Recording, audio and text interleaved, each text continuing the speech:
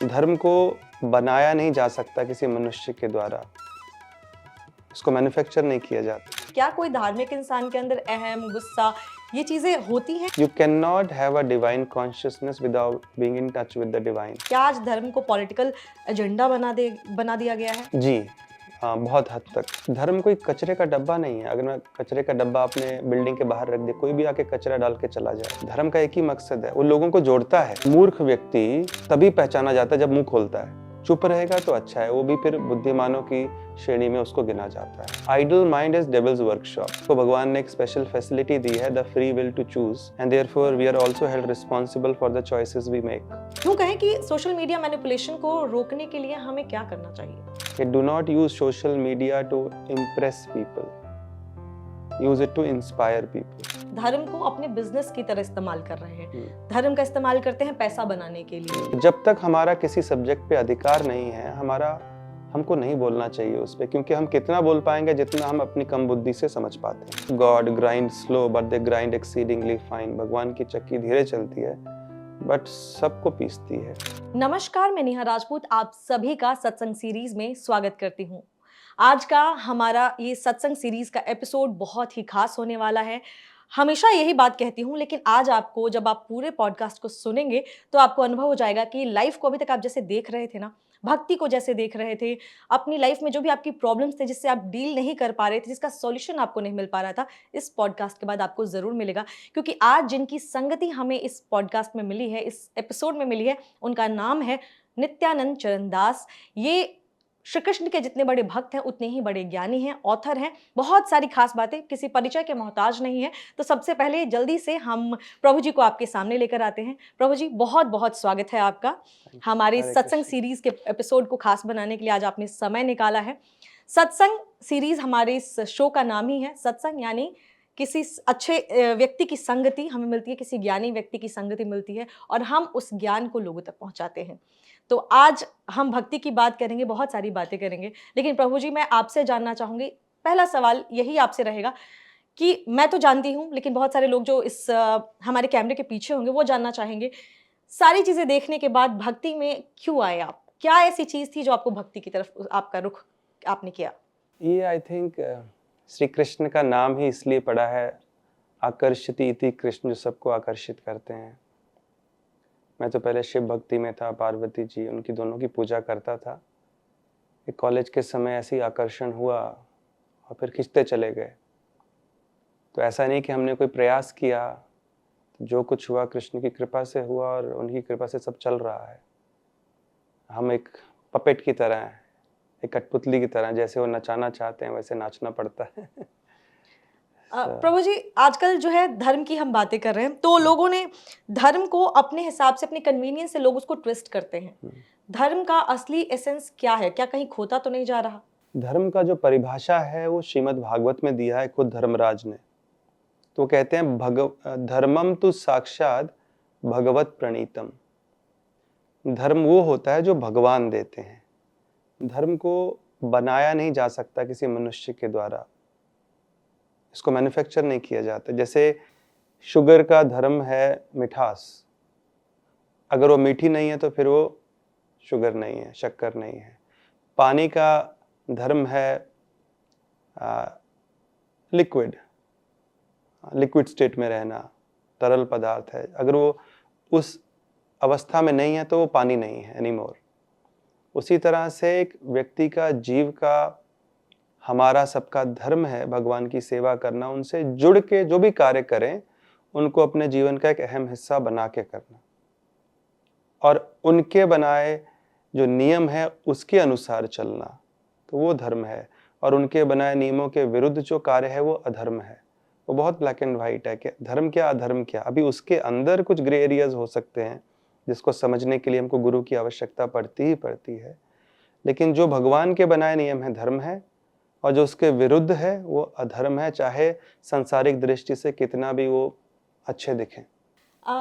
एक और सवाल आपसे यही है, क्योंकि हम धर्म की बात कर रहे हैं, तो सबसे पहले एक चीज़ आती है कि क्या कोई धार्मिक इंसान के अंदर अहम, गुस्सा, ये चीज़ें होती हैं या धर्म से जुड़ने के बाद वो चीज़ें एकदम खत्म हो जाती हैं? एकदम खत्म नहीं होती हैं, लेकिन जैसे मान लीजिए एक पंखा चल रहा है, और आपने उसका स्विच बंद कर दिया, तो एक झटके से वो रुकता नहीं है, वो धीरे धीरे चलता रहेगा, स्पीड कम होगा, फिर एक समय आने पे रुकेगा।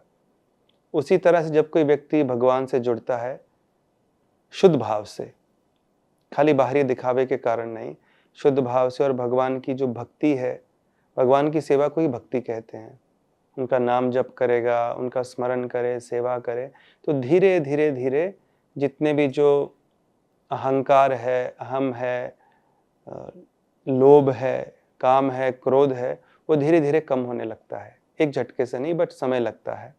एक और सवाल है कि हम जैसे बात कर रहे हैं कि अहम, गुस्सा, आजकल लोगों में ना हम देखते हैं कि बहुत सारी ऐसी खबरें आ जाती हैं, न्यूज़ में अक्सर आती हैं कि गुस्से में इंसान को कंट्रोल नहीं आया, किसी ने अपनी पत्नी को मार दिया, किसी ने अपनी गर्लफ्रेंड को मार दिया, किसी ने अपने बच्चे को मार दिया। आजकल ये खबरें ज़्यादा आ रही हैं। तो क्या ऐसा है कि लोग धर्म से जुड़ नहीं रहे हैं, इस वजह से ये चीज़ें आ रही हैं, या फिर क्या ऐसा कारण है कि लोगों में ये भाव ज़्यादा पैदा हो रहे हैं? भगवत गीता 2 प्रकार के स्वभाव का वर्णन करता है, दैवीय और आसुरिक, डिवाइन एंड डिमोनिक। तो हम सब जब जन्म लेते हैं, हम सब में ये थोड़ा थोड़ा होता है, दैवीय और आसुरिक भी। लेकिन किस स्वभाव को हमने ज़्यादा पोषण किया समय के साथ, इस संसार में जो समय बिताते हैं, वो ज़्यादा प्रभावित करता है फिर हमको। तो अगर दैवीय स्वभाव है, उसका पोषण करने के लिए अगर हमने कार्य नहीं किए, जो कि भगवान से जुड़ के, सत्संग से, साधु संतों का संग करके, शास्त्र के शब्दों को सुन के, अपने जीवन में उतार के उन नियमों को, उससे उसका पोषण होता है।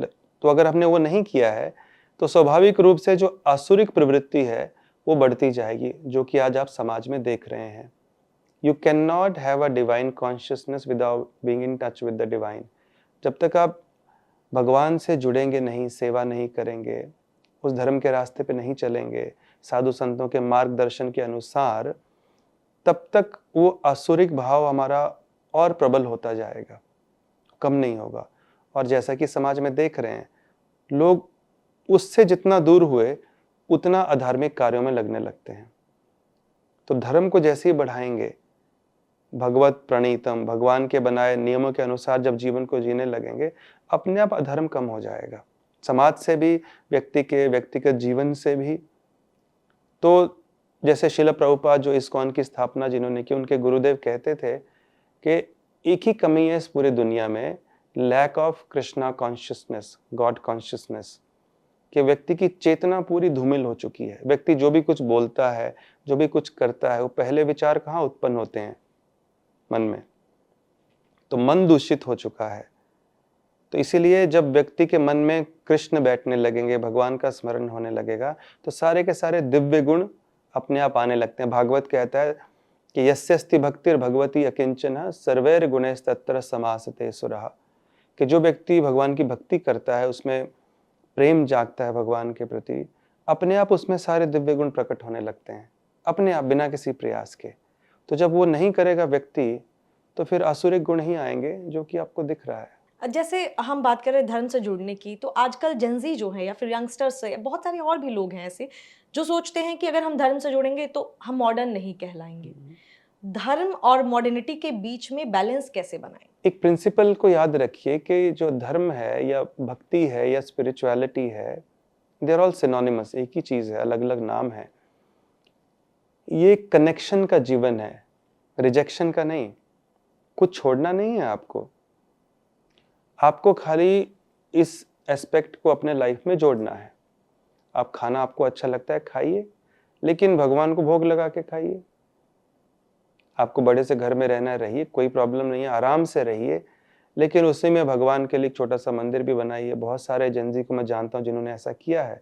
मैंने खुद लाके उनको कृष्ण का विग्रह दिया है, और वो प्रेम से सेवा भी करते हैं और अपना बाकी जीवन भी जी रहे हैं, पढ़ाई भी कर रहे हैं और अपने करियर में भी अच्छा कर रहे हैं।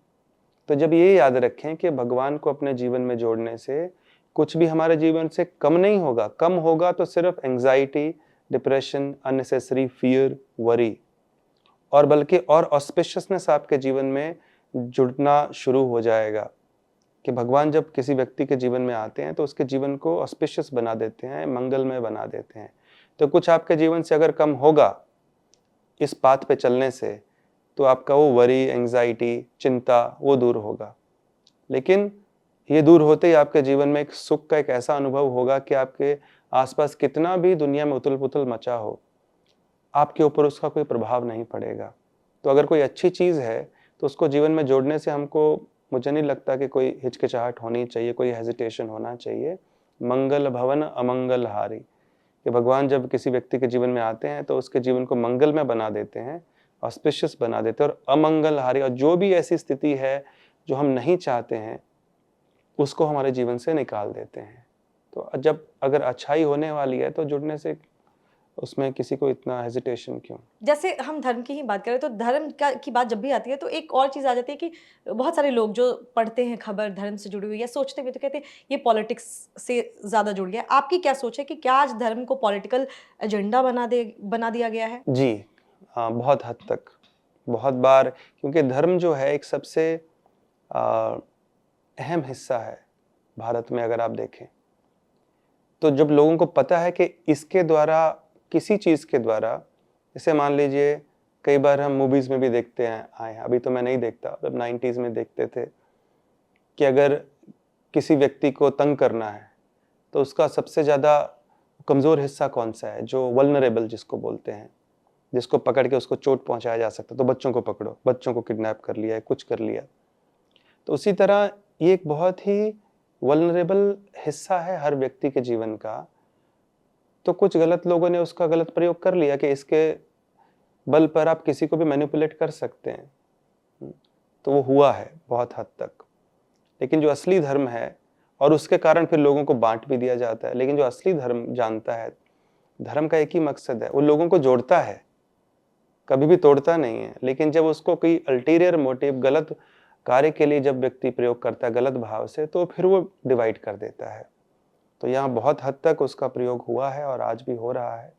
लेकिन अगर सही ढंग से उसका प्रयोग हो तो एक अच्छी यूनिटी लाई जा सकती है सब लोगों में। प्रभु जी, ये जो खबरें होती हैं, न्यूज़ बनते हैं या बहुत सारी चीज़ें, तो पहले तो न्यूज़ चैनल से ही जाती थी। अब सोशल मीडिया इन्फ्लुएंसर्स हो गए हैं, जो बहुत सारे धर्म पे वीडियोज़ बनाते हैं, रील्स बनाते हैं और अपनी-अपनी राय रखते हैं, अपनी-अपनी सोच रखते हैं। तो क्या ये सही है कि वो अपनी सोच को, अपने वर्ज़न को, धर्म के अपने वर्ज़न को वो लोगों तक फैला रहे हैं, लोगों तक पहुँचा रहे हैं? क्या ये सही है? कई बार ऐसा आप देखेंगे 10 लोग बैठे हैं, एक ज्योग्राफी का स्टूडेंट है, एक बायोलॉजी का स्टूडेंट है, एक केमिस्ट्री का स्टूडेंट है, एक मैथमेटिक्स में एक्सपर्ट है। आप किसी ज्योग्राफी वाले से कोई बायोलॉजी का प्रश्न पूछिए तो कहेगा अरे ये मेरा फील्ड नहीं है, उससे पूछ।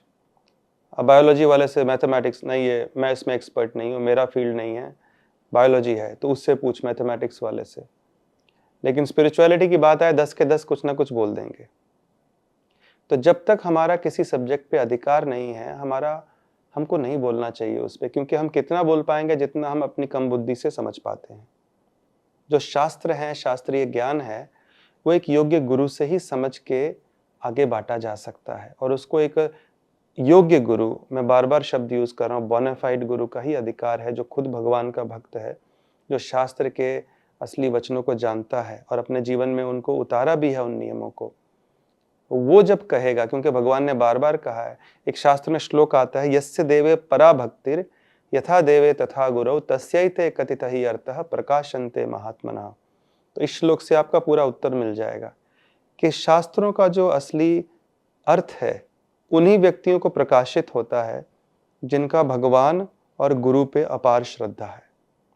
दैट मीन्स ये रेवलेशन है। सिर्फ हमको जितना समझ और बोल, इससे समाज में हम बहुत केओस, बहुत उपद्रव बढ़ा रहे हैं।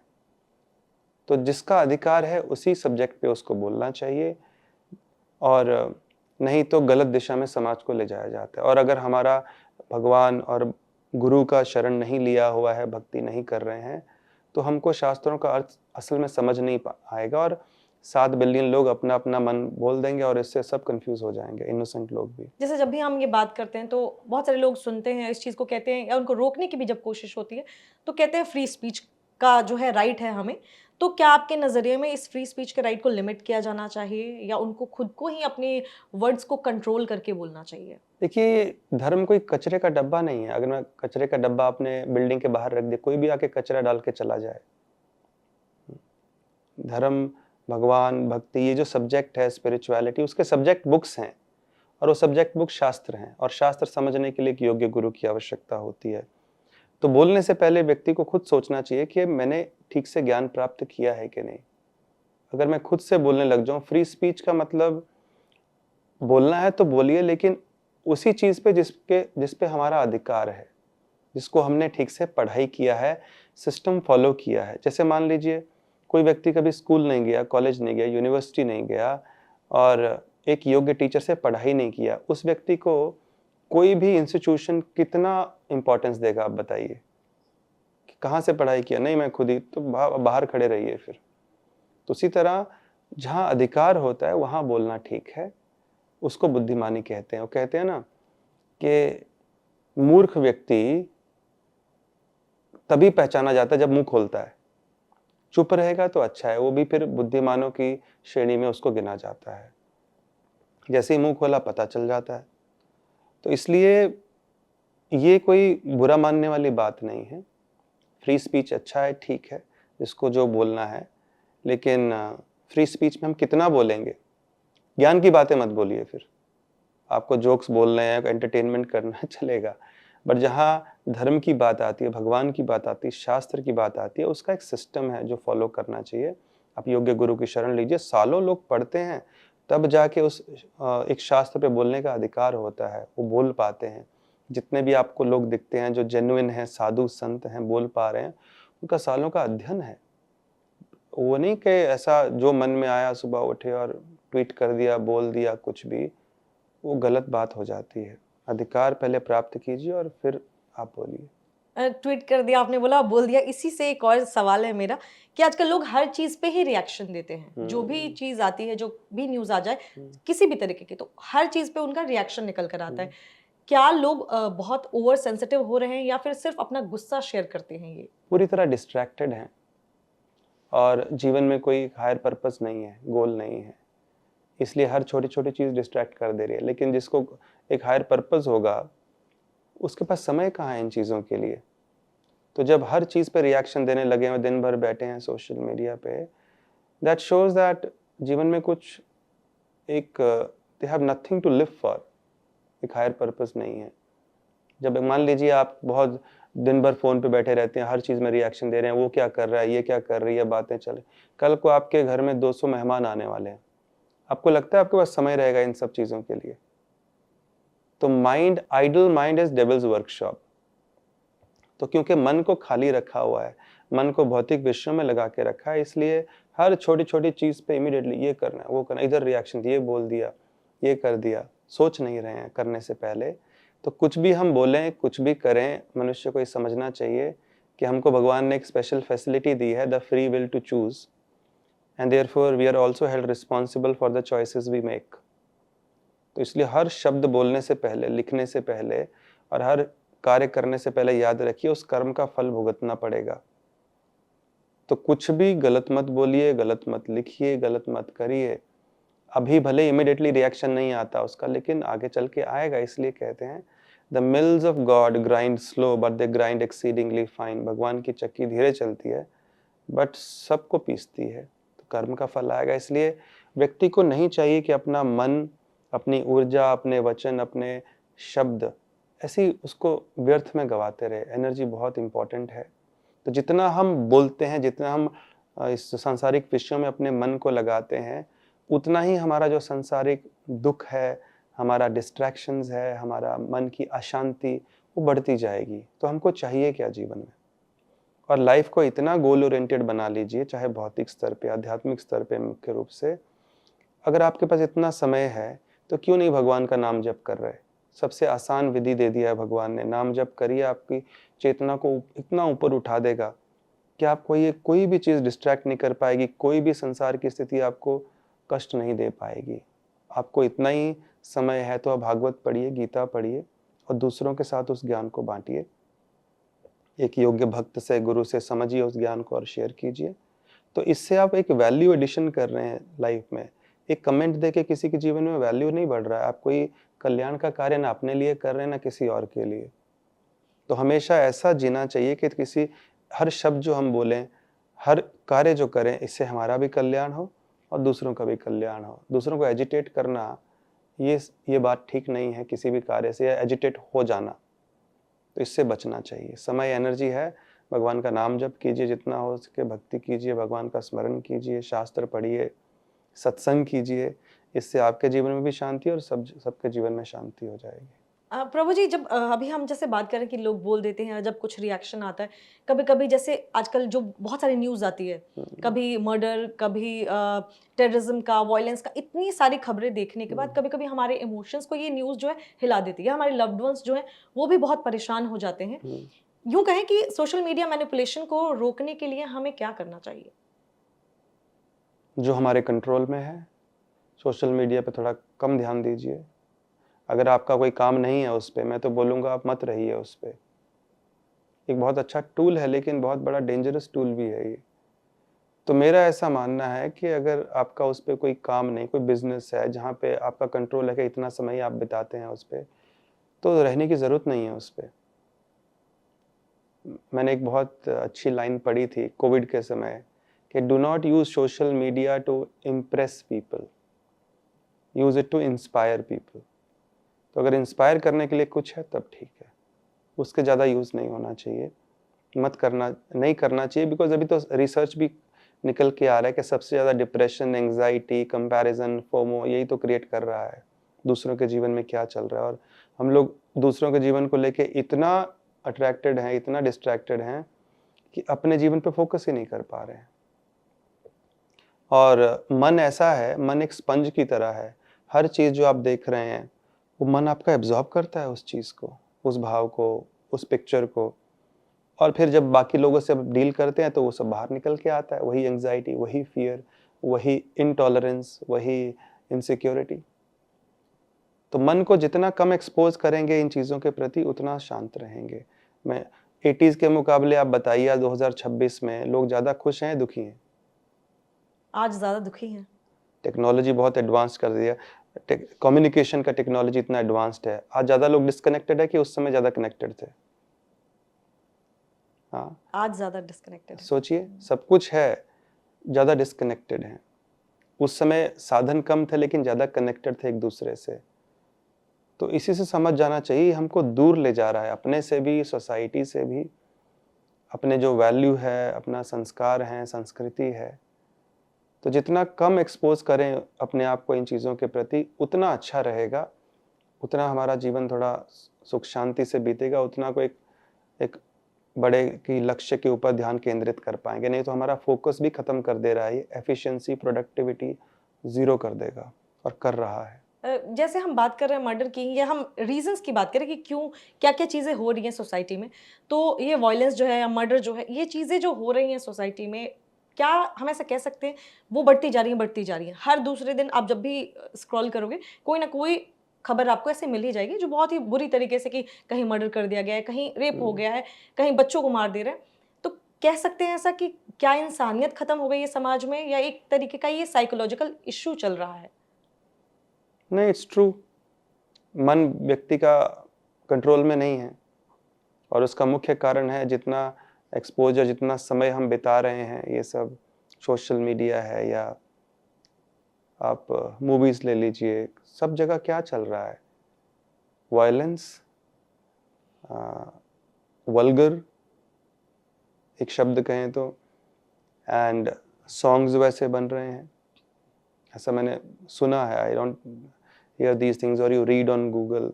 सॉन्ग्स ऐसे बन रहे हैं, मूवीज़ ऐसी बनती हैं, लोग साहित्य ऐसा पढ़ते हैं। और अभी 24 घंटे आपके पास फ़ोन है तो आप वही चीज़ के प्रति आपका एक्सपोजर है। वीडियो गेम्स तक वायलेंट बन रहे हैं। और मैंने जैसे कहा कि मन हर भाव जो आप देख रहे हैं, पढ़ रहे हैं, सुन रहे हैं, उसको एब्जॉर्ब करता है, उस इमोशन को, और फिर वो आपके जीवन का हिस्सा बन जाता है, आपके व्यक्तित्व का, आपकी पर्सनैलिटी का हिस्सा बन जाता है, और फिर वो बाहर निकल के आता है जब आप दूसरे लोगों से डील करते हैं। इंटॉलरेंस, जब आप कुछ रील्स देख रहे हैं, क्या कर रहे हैं हर 6 सेकेंड 10 सेकेंड में, लेकिन आप समझ नहीं रहे कि सबकॉन्शियसली आपका माइंड ट्रेन हो रहा है किसी भी एक चीज़ पे फोकस नहीं करने के लिए बियॉन्ड फ्यू सेकेंड्स। और फिर जब आप लोगों से डील करेंगे, 10 सेकेंड के ऊपर कुछ भी आपको नहीं मिला, आप फ्रस्ट्रेट हो रहे हैं, आप पढ़ाई करने बैठेंगे 10 सेकंड में मन इधर उधर भाग रहा है। तो ये जो एक्सपोजर बढ़ गया है इतना, और हर जगह वायलेंस, हर जगह एक वल्गर एटीट्यूड, सॉन्ग्स या जो भी आप कहें मूवीज़ बनती हैं, वायलेंस कंटिन्यूसली देख रहे हैं। लोगों का खाना कैसा हो गया, because you are what you eat. तो क्योंकि तमोगुण में भोजन चल रहा है तो मन व्यक्ति के विचार भी वैसे हो जाते हैं, फिर उसके कर्म भी वैसे होने लगते हैं। और उसका सॉल्यूशन एक ही है, जितना ज़्यादा हो सके लोगों को सत्संग का लाभ दें, हम लोगों को सत्संग से जोड़ें, भगवान की तरफ उनको मोड़ें। तो जैसे जैसे वो जुड़ेंगे, भगवान का नाम जप शुरू करेंगे, सत्संग करेंगे, तो धीरे धीरे वो चेतना बदलने लगेगी। जैसी चेतना बदली, विचार बदले, तो कर्म भी बदलने लगेंगे। तो सबसे ज़्यादा आवश्यकता इस समय सिर्फ लोगों को ये भाषण देने की नहीं है कि अरे अधर्म मत करो, गलत काम करो। इससे वो नहीं सुधरेंगे, क्योंकि चेतना नहीं सुधर रही ना बोलने से। उनको भगवान के संबंधित कार्यों में लगाइए, सत्संग का लाभ दीजिए, सत्संग ऑर्गेनाइज कीजिए, फैसिलिटेट कीजिए। जितना वो भगवान का नाम, कीर्तन, भागवत ये सब सुनेंगे, अपने आप विचार बदलेंगे। इससे समाज बदलेगा, इसी से सब ठीक होगा। बहुत कुछ समय पहले, मैं नाम नहीं लूँगा ऑर्गेनाइजेशन का, एक व्यक्ति मेरे पास आए मुंबई में, जो हमेशा ये कार्य में लगे रहते हैं कि लोग अपनी संस्कृति से जुड़े रहें, धर्म के मार्ग पे चले। बोले स्वामी जी ये लेकिन हो नहीं रहा है। मैंने कहा कैसे होगा, ये जो कलयुग है अधर्म का युग है, ये उसका मेजॉरिटी है। लेकिन कलयुग को एक ही चीज़ काट सकती है, कलयुग के प्रभाव को। ये जो आप अधर्म देख रहे हैं, वायलेंस देख रहे हैं, जितनी चीज़ों की आपने बात की, इंसिडेंट्स हो रहे हैं, एथियज्म बढ़ रहा है, मेंटल हेल्थ इश्यूज बढ़ रहे हैं, ये तो सिम्टम्स हैं। मुख्य कारण है कलयुग में हम जो हैं अधर्म के युग में, उसके कारण अधर्म बढ़ रहा है और ये सिम्टम दिख रहे हैं। तो कलयुग के प्रभाव को काटने के लिए शास्त्रों में एक ही उपाय दिया गया है, भगवान का नाम। तो जितना हम भगवान के, मैंने उनको कहा आपकी जितनी भी ब्रांचेज हैं पूरे भारत में, आप वहाँ हफ्ते में कम से कम 2 दिन संकीर्तन का आयोजन शुरू कर दीजिए।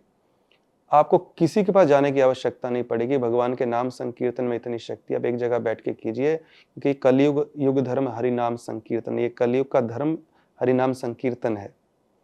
तो जितना वो बढ़ेगा, जितना आप कीर्तन जगह जगह होने लगे, आप देखेंगे समाज की सारी स्थिति बदलने लग जाएगी। ये मैं गारंटी देता हूँ आपको।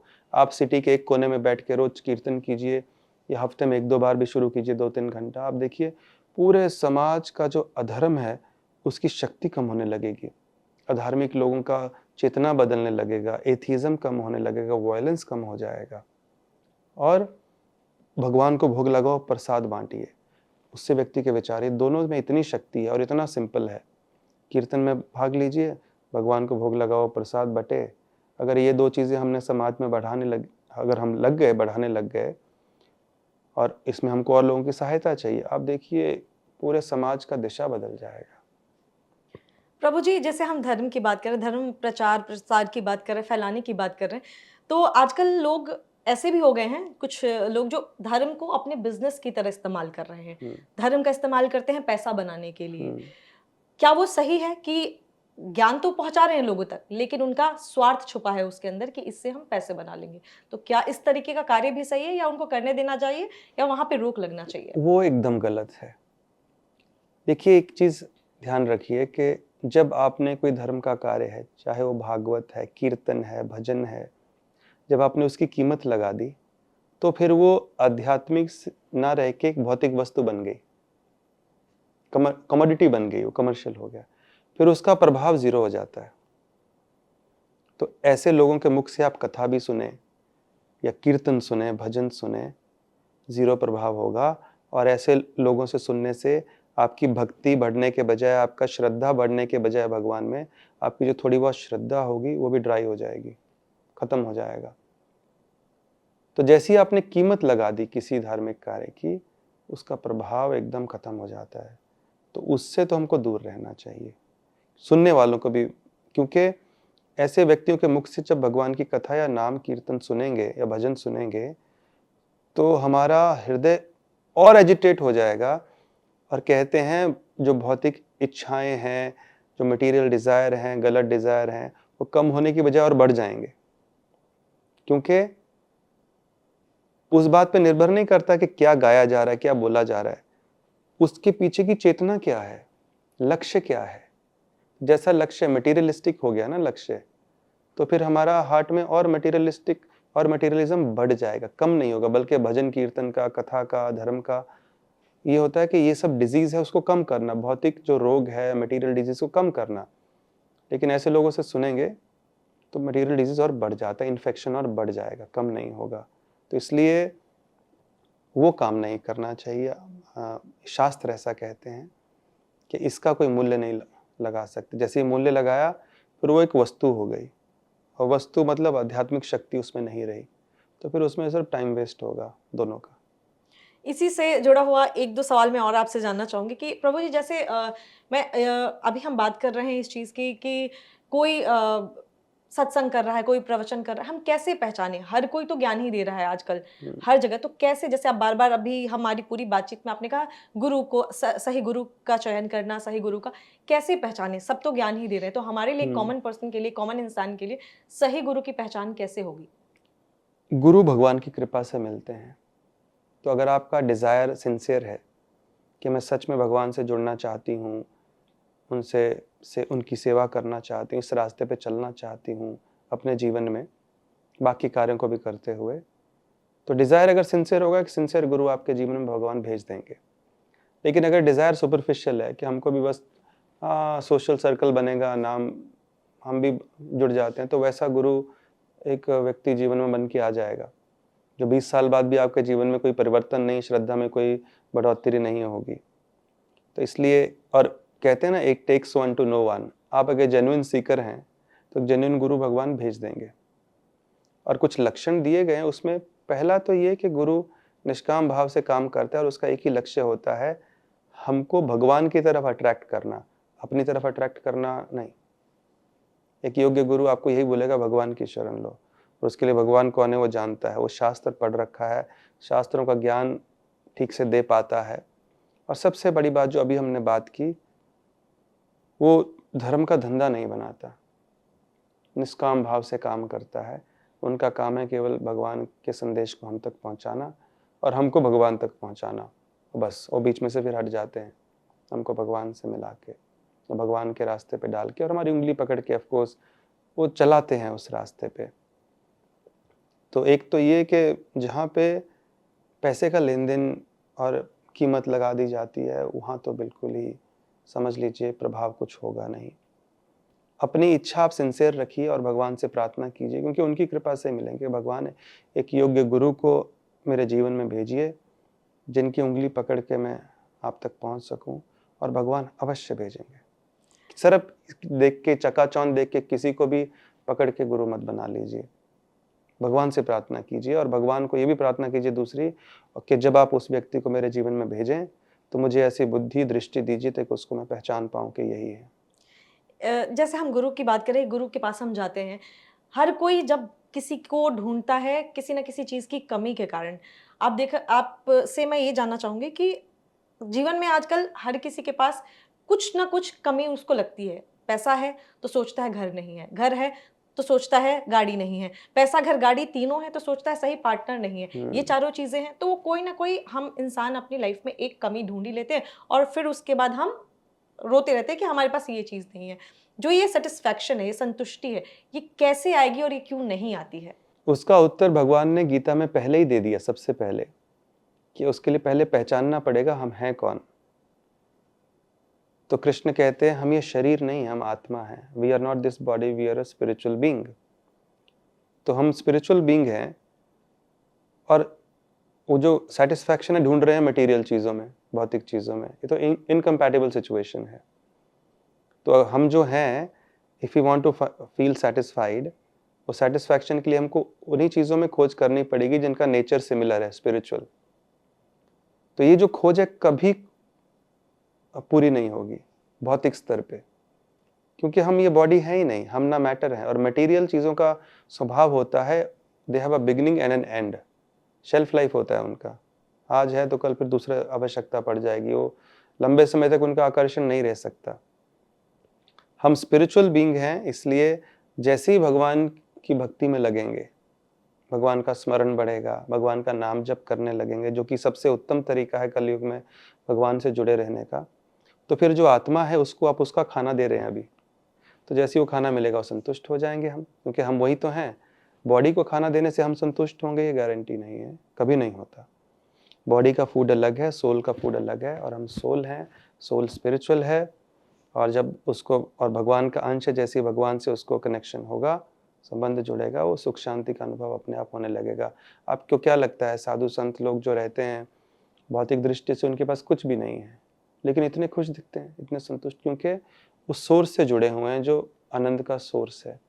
तो हमको वही करना है, उससे जुड़ेंगे, फिर भौतिक स्तर पे हमको कुछ मिले ना मिले कोई फर्क नहीं पड़ेगा। कैसे प्रैक्टिस करें, क्योंकि बड़ा टफ है ये, जैसे आपने कहा, और हम सब जॉब कर रहे हैं, कोई लोग बिजनेस करते हैं, कोई पढ़ाई कर रहा है कि मुझे आईआईटी या यहाँ फलानी जगह एडमिशन चाहिए, ये बड़ा टफ है। तो क्या प्रैक्टिस करें कि ये हमें, फिर हम भी उस सोर्स से जुड़ पाए? बहुत आसान कर दिया भगवान ने, कलयुग केवल नाम आधारा।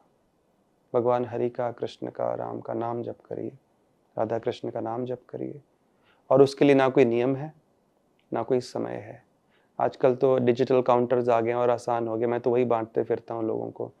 उंगली में रखिए उसको, ऑफिस जा रहे हैं कर लिया नाम जप, ऑफिस से वापस आ रहे हैं कर लिया, बीच में 10 मिनट मिले फिर नाम जप कर लिया। और एक एक नाम में भगवान की इतनी शक्ति है कि करोड़ों करोड़ों जन्मों के पाप कर्मों को एक नाम नष्ट कर सकता है, हमारा भाग्य बदल देता है। सारी इच्छाओं की पूर्ति नाम में है। और भगवान कृष्ण को, भगवान को हमारे सामने ले आया, ऐसी नाम में शक्ति है। तो कलयुग में एक ही साधना है, और इसके लिए आप स्नान करने से पहले कर सकते हैं, बाद में कर सकते हैं, चल के कर सकते हैं, बैठ के कर सकते हैं, कोई नियम नहीं। आप मंदिर भी नहीं जा पा रहे हैं चलेगा, शास्त्र नहीं पढ़ पा रहे हैं चलेगा, कोई रिचुअल नहीं कर पा रहे हैं, बिल्कुल जरूरत नहीं है, नाम जप करिए, इसमें कोई नियम नहीं। जितना ज़्यादा हो सके सुबह से शाम तक वो काउंटर हाथ में रखिए, शाम तक आप देखेंगे अरे इतना हो गया। एक विजिबल, एक विजुअल ट्रिगर जैसा भी ये काम करता है, क्योंकि आपको जब दिखेगा आज आपने इतना कर लिया, कल और इंस्पिरेशन मिलेगा, आंखों के सामने है ना। और उंगली के सामने रखिए, 2-3 रखिए, घर पे रख लिया, ऑफिस में रख लिया, बैग में एक रख लिया, गाड़ी में रख लिया, और निकाल के करते रहे। इतना ही करना है। अब कोई बोले कि नहीं ये ऐसा नहीं, तो फिर वो लेजी है और उसकी इच्छा नहीं है। इतना आसान कर दिया है। भगवान ने नारद जी को कहा, इस कलयुग में मैंने अपनी शक्ति निकाल ली है सारे तीर्थ स्थलों से, सारे दान धर्म से, सारे यज्ञ से, सारे तपस्या से। तो कहाँ रख दिए? बोले अपने नाम में। तो जो नाम लेगा भगवान का, हरि का, कृष्ण का, उसको सारे तीर्थों में घूमने का फल, सारे प्रकार का दान देने का फल, सारे प्रकार की तपस्या करने का फल, सारे यज्ञ करने का फल एक झटके में मिल जाएगा। इतना ही करना है, सबसे आसान है। कलयुग में जितना आसान हुआ है उससे आसान किसी युग में नहीं था। तो आज सबसे आसान है, चलते फिरते जितना हो सके वो रखिए और नाम जप करते रहिए। प्रभु जी, आपके हिसाब से आप भी, जो है अभी के समय में, इंसान का सबसे बड़ा एनिमी क्या है? टेररिज्म है, इकोनॉमिक इनइक्वालिटी है, या फिर उसकी अपनी खुद की थिंकिंग है? मन ही सबसे बड़ा शत्रु है, और शास्त्रों में कहा ही गया है कलयुग में लोगों को उनका मन ही मार के रखेगा। टेररिज्म क्यों बढ़ा हुआ है? मन की दिशा गलत है। बाकी सब, डिप्रेशन हो, एंजाइटी हो, वायलेंस हो, ये सब गलत मन का जो स्वभाव है उसका प्रदर्शन हो रहा है। तो इसलिए गीता में भगवान कहते हैं, भागवत में कहते हैं, मन ही सबसे बड़ा शत्रु है, मन ही सबसे बड़ा मित्र है। तो मन को कंट्रोल करने का सबसे उत्तम उपाय है मंत्रा। मनस्त्रायते इति मंत्र, जो मन को कंट्रोल करे। इसलिए कहता हूँ नाम जप करिए, भगवान के नाम का मंत्र है। मन शांत होगा तो पूरा दुनिया वैकुंठ लगने लगेगा, और मन अशांत है तो वैकुंठ में भी आपको ऐसा लगेगा आप नरक में बैठे हैं। तो मन की स्थिति पे सब कुछ निर्भर है। बस आखिरी सवाल यही है, उससे मैं पॉडकास्ट खत्म करूंगी। आज अगर, क्योंकि आपने बहुत सारी चीजें समझाई हमें अच्छी, अगर आज आपके सामने भगवान आकर आपसे बोलेंगे, एक सवाल पूछेंगे, आपको भगवान बोले कि एक सवाल आप मुझसे पूछो, या एक कोई आप मुझसे आशीर्वाद मांगो, तो आप क्या मांगेंगे? बस यही कि सबको भगवान के कीर्तन में लगा सके, भक्ति में लगा सके। क्योंकि अगर भक्ति में कोई व्यक्ति लगेगा तो कैसी भी स्थिति में हो, हजारों पाप की हो, मनस्थिति गलत हो, विचार गलत हो, तो अवश्य ही उसके विचार बदलेंगे, उसका जीवन बदल जाएगा, और सबसे इम्पोर्टेंट वो एकदम सुखी हो जाएगा, आनंद में रहेगा हमेशा। तो वो शक्ति भगवान से मांगेंगे कि सबको भगवान की भक्ति में हम लगा सकें, और ऐसी अगर शक्ति दें। सवाल पूछना हो तो आप भगवान से क्या सवाल पूछेंगे? कैसे करें कैसे लगाएं सबको, वैसा कुछ उपाय बताइए। प्रभु जी, जाते जाते हमारे ऑडियंस के लिए अगर आप कुछ बता पाएं कि किस तरीके से ये जो मैंने जितनी भी बातें की अभी के न्यूज़ को ध्यान में रखते हुए भी जो खबरें आती हैं, हमारा जो मेंटल हमारी हेल्थ खराब हो रही है, बच्चों की छोटे-छोटे बच्चे हिंसा की तरफ जा रहे हैं, ये सबको ध्यान में रखते हुए आज मैंने इस पॉडकास्ट में आपसे सारे सवाल किए। तो जाते-जाते क्या कहना चाहेंगे आप ऑडियंस से? किस तरीके से अपने आप को काम रखें और इस दिशा में, भक्ति की दिशा में आगे बढ़ें? मेरा उत्तर एक ही है, आप अपने जीवन में नाम जप को उतार लीजिए। सारे साधु संत वही कहते हैं, भगवान ने खुद कहा है, सारे शास्त्र वही कहते हैं, कलयुग में केवल नाम। आप चलते फिरते जैसे भी हो, काउंटर हमेशा साथ में रखिए और नाम जप करते रहिए। हरे कृष्ण कृष्ण कृष्ण हरे हरे, हरे राम राम राम हरे हरे। तो भगवान के नामों का, राधा कृष्ण के नामों का नाम जप करते रहिए। आप जो हैं, जहाँ हैं, छोटे हैं, बड़े हैं उम्र में, आपकी मेंटल हेल्थ, आपके मानसिक जो स्थिति है उसको बदल देगा। आप में सारे दिव्य गुण आप में विकसित कर देगा, सारे डिवाइन क्वालिटीज़ आप में आ जाएंगे, आपके कर्मों को सुधार देगा और आपके जो कर्म फल हैं, जो प्रकट हो रहे हैं, जो दुख दे रहे हैं, उससे डील करने की शक्ति आप में आ जाएगी। और जो कर्म फल प्रकट नहीं हुए हैं, उनको भगवान का नाम नष्ट कर देता है। तो जीवन में भविष्य में कोई संकट आने वाले होंगे, दुख आने वाले होंगे, वो कभी नहीं आएंगे।